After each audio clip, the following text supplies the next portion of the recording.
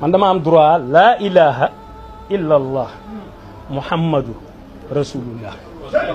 fii ak géej nga am ba tey it sa mbokk yëpp nañ seere ne man du ma raayal gannaaw mukk mushrik ku bokkut ak man pas-pas du ma raayante gannaaw moom mukk du ma ko wax lu ko neex du ma ko def ci kanamam du ma ko jëw du ma bëgg mu dégg ko du ma bëgg mu jox ma ko dara wala ma du ma neexal. walishhad bi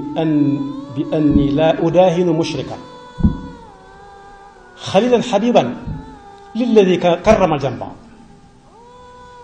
foofu it wala suñu laaj suñu bopp baax fu ñu ko toll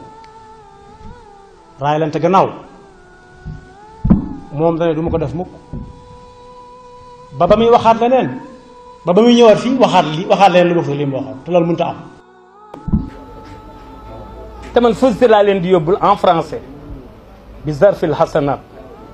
yonent yàlla Iisaa moo fekk ku tedd kii ca yéen fële ca Jolof mu fa jógee ku tedd kii bind lam bind ci moom ak yaayam di Marie.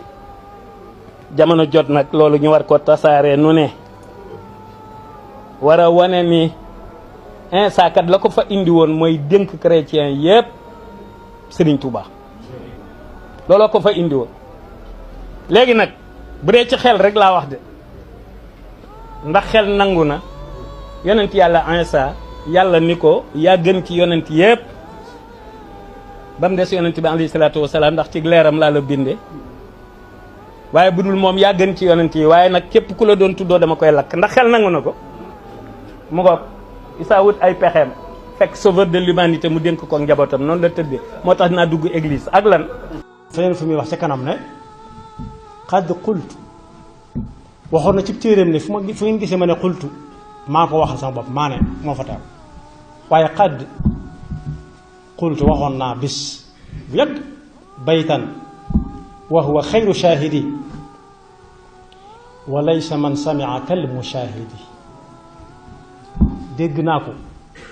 lu mu bari bari bu doon téeméeri baat la genn gis naa ko mooy gën a wér.